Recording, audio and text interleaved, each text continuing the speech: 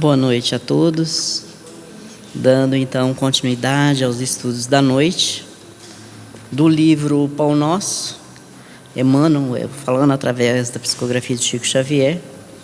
A lição tem o título Resiste à Tentação.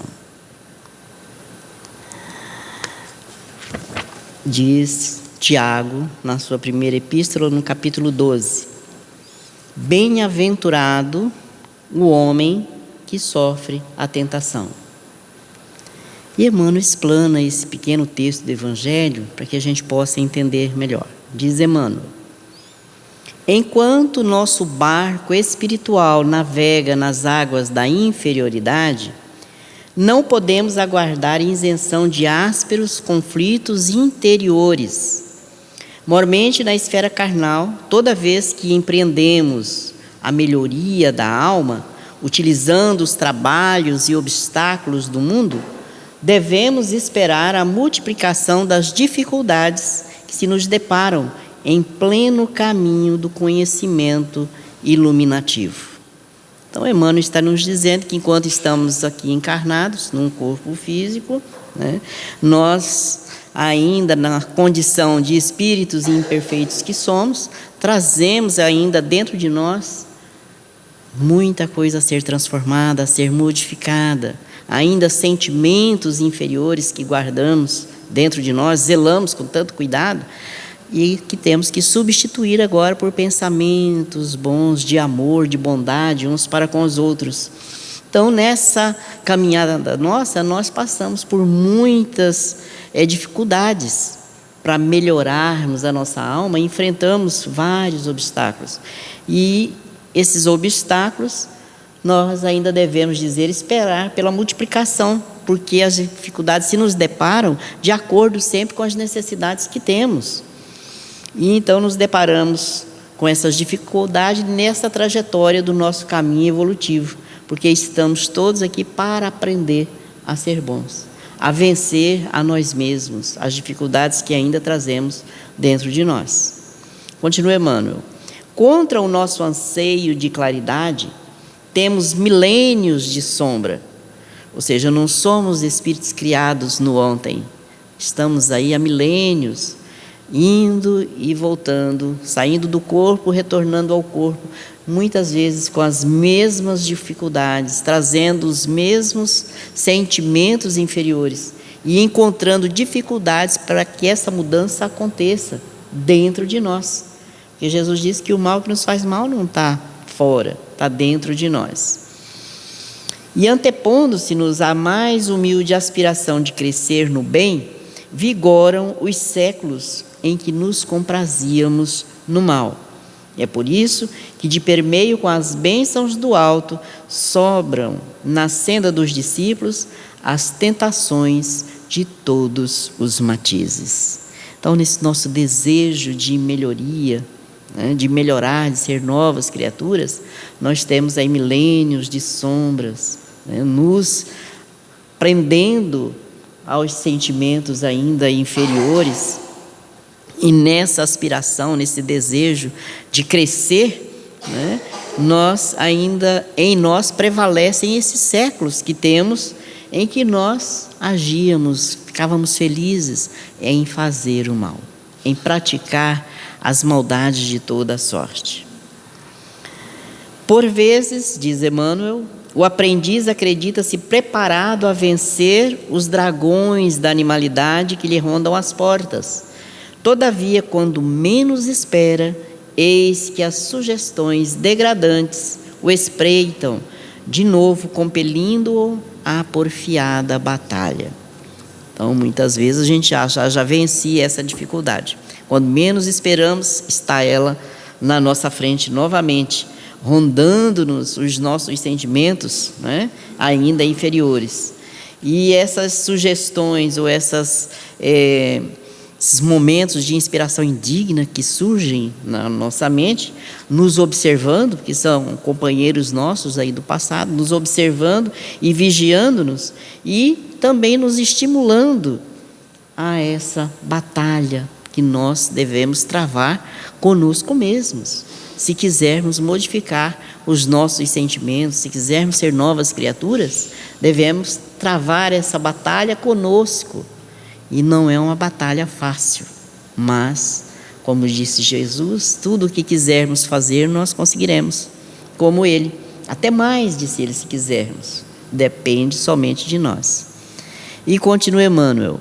Claro, portanto, que nem mesmo a sepultura nos exonera dos atritos com as trevas, cujas raízes se nos alastram na própria organização espiritual. Só a morte da imperfeição em nós livrar-nos-á delas. Então, nem mesmo da morte, depois da morte física, do corpo físico, nós vamos estar livres desses atritos com as trevas, com os sentimentos não bons, com aqueles que nos vigiam constantemente, que cobram de nós o amor que nós ficamos lhe devendo em outras existências. E essas trevas, diz aqui, elas se alastram na nossa própria organização espiritual, ou seja, o mal, como diz Jesus, não está fora, está dentro de nós. São sentimentos que trazemos arraigados dentro de nós. Pensamentos e sentimentos de não cumprir com os desígnios divinos de Deus. Ou seja, é fácil fazer o mal, porque está tão entranhado na nossa organização espiritual que nós nem pensamos, muitas vezes. Não há o trabalho. Agora, para fazer o bem, como reluta, como pensa. Será que está certo? Será que ele vai agradecer? Muitas vezes ainda pensando desta forma. Não vou fazer o bem não, porque ninguém agradece. Eu preciso de alguém para fazer alguma coisa. A própria pessoa que eu ajudei não me socorre. Ainda um sentimento inferior do toma lá da cá. Só faço alguma coisa se eu receber de volta. Então, só mesmo a morte desses sentimentos não bons dentro de nós, ou seja, a eliminação desses sentimentos não bons dentro de nós, é que vai nos livrar dessas trevas e que nos envolvem, daqueles que nos cercam procurando nos insinuar sentimentos não bons, porque são atraídos por nós mesmos, pela nossa organização espiritual. Emanamos energias deletérias quando pensamos mal, desejamos mal, criticamos os outros. As nossas energias são pesadas e os espíritos conhecem, né? Quando a pessoa é boa, é bondosa, faz o bem para todos, é caridosa, ela emana uma energia balsâmica, que as pessoas se sentem bem ao se aproximarem dela, querem estar por perto, porque é uma pessoa que atrai, é atrativa, é bondosa, é gostoso estar perto, ao passo que a outra, né, não é um sentimento bom que nos atrai a ela. Haja, pois, diz Emmanuel, tolerância construtiva em derredor da caminhada humana, porque as insinuações malignas nos cercarão em toda parte, enquanto nos demoramos na realização parcial do bem. Então, haja, pois, bondade, né? Tolerância, paciência construtiva em derredor da nossa caminhada humana. Ou seja, temos que conquistar esses atributos divinos dentro de nós, essas virtudes, para que possamos, então, eliminar do nosso íntimo e do nosso redor essas insinuações más que estão nos cercando em toda parte, porque são atraídas pela nossa mente, pelos nossos sentimentos, enquanto a gente se demorar, né, nessa realização parcial do bem. A gente ainda, eu não faço mal, não mato nem uma barata, eu não sou uma pessoa ruim, mas ainda muitas vezes criticamos os outros, falamos mal dos outros. Eu não falo mal de ninguém não, só dos parentes. Quem são os parentes? São irmãos que Deus nos confiou por um tempo para a gente aprender a amar de verdade, né? Condena a atitude do outro, critica a roupa do outro, critica a maneira de viver do outro, critica, enfim, a gente põe crítica em tudo. Então ainda não temos sentimentos de amor verdadeiro, como nos ensina Jesus. Então somente alcançaremos libertação quando atingirmos, diz Emmanuel, plena luz, luz interior, luz íntima, quando não tivermos mais nenhum sentimento contrário ao amor, quando não estivermos mais magoados com as situações que nos acontecem, quando não mais criticarmos os nossos familiares porque não pensam como nós, porque não agem como nós, os nossos amigos, enfim, vamos ter somente amor para ofertar. Vamos compreender a situação de cada um na posição em que ele se encontra, no seu estágio evolutivo de cada um. Então, vamos ter atingido então plena luz. E Emmanuel continua dizendo: entendendo a transcendência do assunto, o apóstolo proclama: bem-aventurado aquele que sofre a tentação. Impossível por agora qualquer referência ao triunfo absoluto, porque vivemos ainda muito distante da condição angélica. Entretanto, bem-aventurados seremos, se bem sofrermos esse gênero de lutas, controlando os impulsos do sentimento menos aprimorado e aperfeiçoando-o pouco a pouco, à custa do esforço próprio, a fim de que não nos entreguemos inermes às sugestões inferiores que procuram converter-nos em vivos instrumentos do mal. Então veja como Emmanuel nos convida à mudança íntima. Como nós deveremos agir para vencer esses sentimentos que ainda trazemos dentro de nós. Não nos entregarmos às sugestões que chegam, às inspirações que chegam. Se sofremos a tentação, é porque ainda trazemos dentro de nós os vestígios dos sentimentos não bons. Ainda trazemos impregnados na nossa organização espiritual esses sentimentos não bons, de pensamentos, de crítica, não é?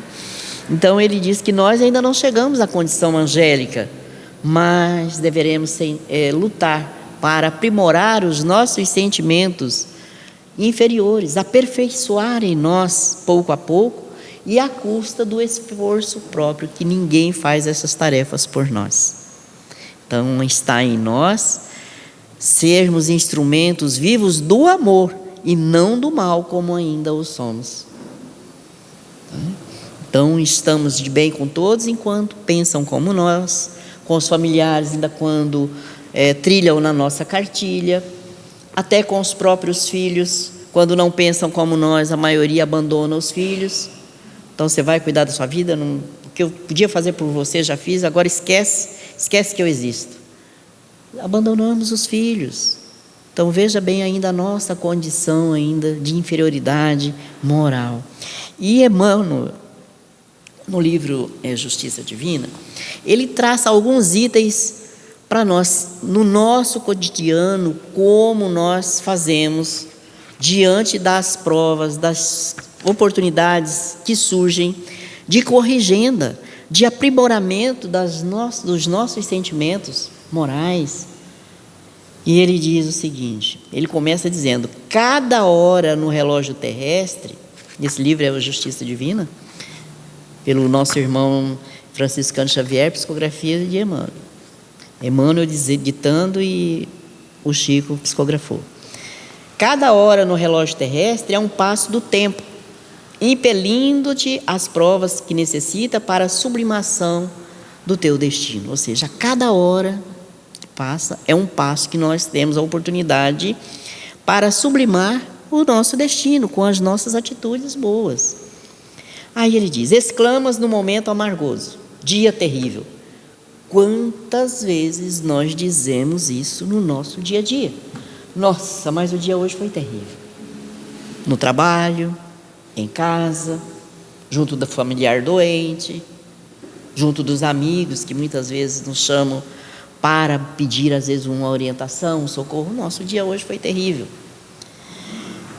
E diz Emmanuel, esse porém, para a gente meditar, esse porém é o minuto em que podes revelar a tua grandeza. Então, ao invés de acharmos que o nosso dia foi terrível, abençoar o nosso dia com as nossas palavras, com as nossas atitudes. Em cada momento que nos surge a oportunidade de auxiliar alguém ou de testemunhar a nossa fidelidade a Jesus, não desfaleçamos a nossa fé, a nossa coragem, a nossa vontade de ser melhor. Aí continua ele dizendo: à frente da família atribulada, costumas dizer: o parente é uma cruz. Quantas vezes, irmãos nossos ou nós mesmos, dizendo: meu Deus, aquele familiar, aquele parente é uma cruz no meu caminho, ninguém merece. Ainda dizemos assim: ninguém merece, né? E aí Emmanuel nos diz: tens contudo no lar o cadinho que te aprimora. Então, quando temos um parente difícil dentro de casa, é ali a oportunidade que temos de aprimorar os nossos sentimentos, de aprendermos a ter paciência, aprendermos a ter tolerância, aprendermos a compreender a dificuldade que ele tem, não é? Censurando o companheiro que desertou, repetes veemente: nem quero vê-lo. Quando alguém abandona a tarefa ou sai de casa, olha, não quero ver na minha frente mais nem pintado, já me deu muito trabalho, eu cansei, eu fiz o que podia, agora chega. Vamos ver o que diz Emmanuel.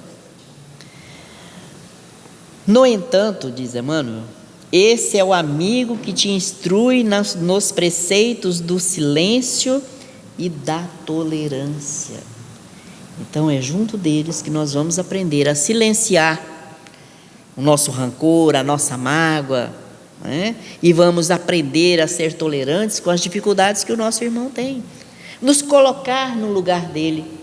Se fôssemos nós no lugar dele, como queríamos ser tratados e vistos pelos nossos irmãos, familiares ou amigos? Mas nós não fazemos isso. Nós apenas apontamos as falhas e os defeitos dos outros, esquecemos de olhar que também temos falhas e defeitos. Lembrando o recinto em que alguém te apontou o caminho das tuas obrigações, asseveras em desconsolo: ali não ponho mais os pés. Então, quando alguém nos chama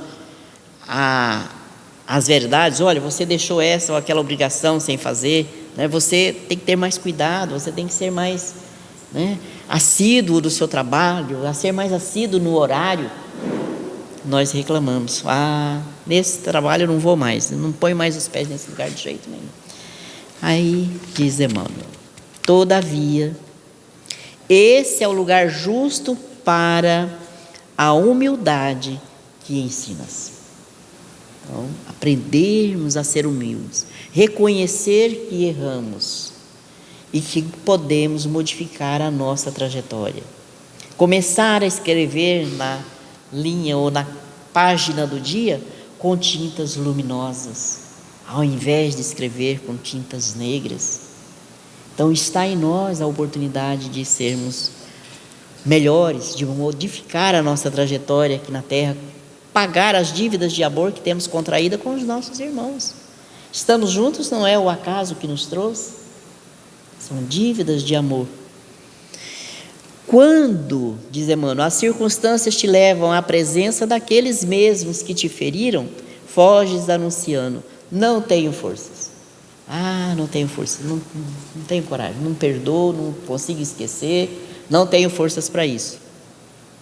Emmanuel diz: entretanto, essa é a luminosa oportunidade de pacificação que a vida te oferta. Então é a oportunidade de pacificar, acabar com a discórdia, terminar com aquele clima doloroso de conflito, de atritos, de brigas. Então a gente fica sempre esperando que o outro dê o primeiro passo. Vamos nós dar o primeiro passo, o outro é problema dele. Se ele não aceita as nossas desculpas, problema dele, mas fiquemos em paz conosco mesmos. Se sucumbes às tentações, alegas renegando o dever. Seja virtuoso quem possa. Então, falhei com os meus compromissos, né? E não consegui resistir à tentação. E eu digo: seja virtuoso quem possa. Eu não consigo. Isso é problema de outro lado. Eu não consigo. E diz Emmanuel: mas esse é o instante capaz de outorgar-te os louros da resistência. Resistir às tentações, não que estão fora, mas que estão dentro de nós. A gente diz: eu fui tentado, fulano, olha, eu não queria ir, mas ele me tentou até a última hora, eu não queria comer, eu não queria fazer isso, eu não queria fazer aquilo, mas ele me tentou tanto que acabou me convencendo. Não, a tentação não está lá fora, não está na comida, não está no outro que me tentou, está dentro de mim. Jesus foi claro: o mal que nos faz mal não está fora, está dentro. Então o mal não está fora, está dentro de nós. As tentações não estão lá fora, estão dentro de nós. Nós somos tentados, diz Paulo, e engodados pela nossa própria concupiscência. Ou seja, o mal está em nós. Aí a gente bota a culpa no outro, pelo erro cometido, né? E Emmanuel termina dizendo: toda conquista na evolução é problema natural de trabalho, porque todo progresso tem preço. No entanto, o problema crucial que o tempo te impõe é débito do passado, que a lei te apresenta à cobrança. Retifiquemos a estrada, corrigindo a nós mesmos. Resgatemos nossas dívidas, ajudando e servindo, sem distinção. Toda tarefa adiada é luta maior, e toda atitude negativa hoje, diante do mal, será juro de mora no mal de amanhã. Então, pagaremos com um juro dobrado. Ou seja, se hoje passamos por dificuldades, amanhã as nossas dificuldades serão muito maiores, porque serão acrescidas de juro. Ou seja, estamos aqui para aprender, não aproveitamos a oportunidade, vai ter um preço, né? Todo atraso tem juro, né? Então o preço será maior. E aí a gente recorda de Pedro, discípulo de Jesus. Pedro, quantas vezes negou Jesus? Pedro prometeu ser fiel, fazer tudo que pudesse, mas também teve as suas dificuldades. Aprendeu com o sofrimento, com a dor, mas teve inúmeras dificuldades. Então, para que a gente possa manter dentro de nós acesa essa chama da esperança, de que somos capazes também de vencermos a nós mesmos, as dificuldades que trazemos dentro de nós, o nosso irmão X, ele nos conta uma pequena passagem de Pedro, quando no seu primeiro apostolado, procurando fazer a tarefa que Jesus lhes ensinara com amor, ele passou por provas também difíceis. Deixou que esses sentimentos ainda envolvessem o seu coração. Deixou que as insinuações também o envolvessem. E a lição tem o título A Esmola da Compaixão. E diz assim, ela é bem curtinha: de portas abertas ao serviço da caridade, a casa dos apóstolos em Jerusalém vivia repleta em rumoroso tumulto. Eram doentes, desiludidos, que vinham rogar esperança, velhinhos sem consolo que suplicavam abrigo, mulheres de lívido semblante traziam nos braços crianças aleijadas que o duro guante do sofrimento mutilara ao nascer. E de quando em quando, grupos de irmãos generosos chegavam da via pública, acompanhando alienados mentais para que ali recolhessem o benefício da prece. Fosse, porém, pelo cansaço físico ou pelas desilusões hauridas ao contato com as hipocrisias do mundo, o antigo pescador acusava irritação e fadiga a se expressarem nas exclamações de amargura que não mais podia conter. Observa aquele homem que vem lá de braços secos e distendidos? Gritava para Zenon, o companheiro humilde que lhe prestava concurso. Aquele é Robão, o miserável que espancou a própria mãe numa noite de embriaguez. Não é justo sofra agora as consequências? E pedia para que o enfermo não lhe ocupasse a atenção. Logo após, indicando feridenta mulher que se arrastava, buscando-o, exclamou encolerizado: que procuras, infeliz? Gozaste no orgulho e na crueldade durante longos anos. Muitas vezes ouvi-te o riso imundo à frente dos escravos agonizantes que espancavas até a morte. Fora daqui, fora daqui. e a demandar-se nas indisposições de que se havia tocado, em seguida bradou para um velho paralítico que lhe implorava socorro: como não te envergonhas de comparecer ao pouso do Senhor, quando sempre devoraste o ceitil das viúvas e dos órfãos? Tuas arcas transbordam de maldições e de lágrimas. O pranto das vítimas é grilhão nos teus pés. E por muitas horas fustigou-os das desventuras alheias, colocando à mostra com palavras candentes e incisivas as deficiências e os erros de quantos lhe vinham suplicar reconforto. Todavia, quando o sol desaparecera distante e a névoa crepuscular invadira o suave refúgio, modesto viajante penetrou o estreito cenáculo, exibindo nas mãos largas nódoas sanguinolentas. No compartimento agora vazio, apenas o velho pescador se dispunha à retirada, suarento e abatido. O recém-vindo, silencioso, aproximou-se sutil e tocou-o docemente. O conturbado discípulo do Evangelho só assim lhe deu atenção, clamando, porém, impulsivo: quem és tu que chegas a esta hora, quando o dia de trabalho já terminou? E porque o desconhecido não respondesse, insistiu com inflexão de censura: avia-te sem demora, dize depressa a que vens.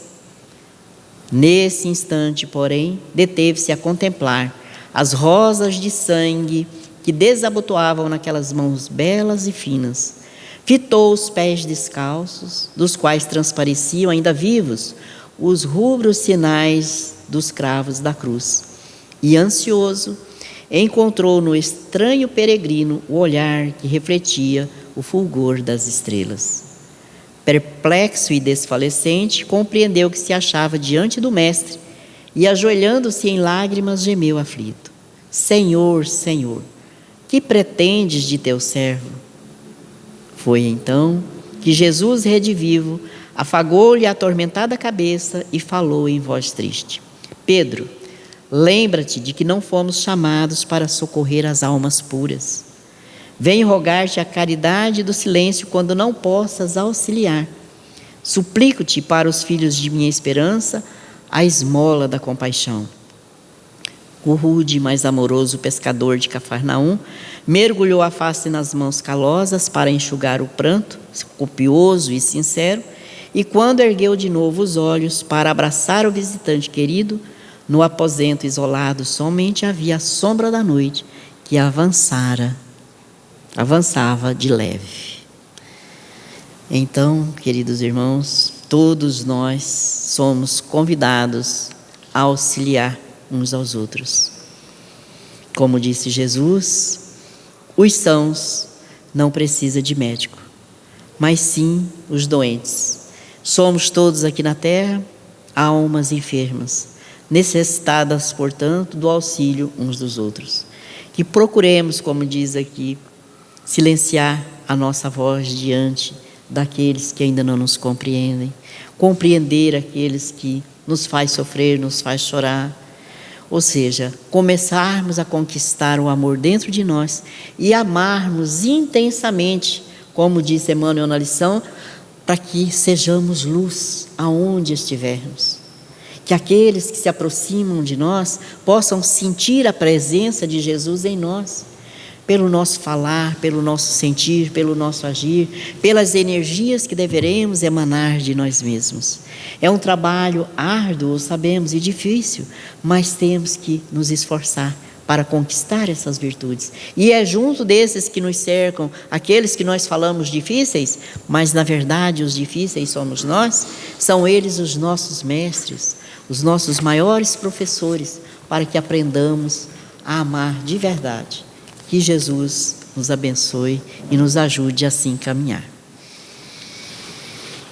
Amado Mestre Jesus, nós te agradecemos, ó Senhor, pelas lições do Evangelho que traz para todos nós esse roteiro seguro para vencermos a nós mesmos.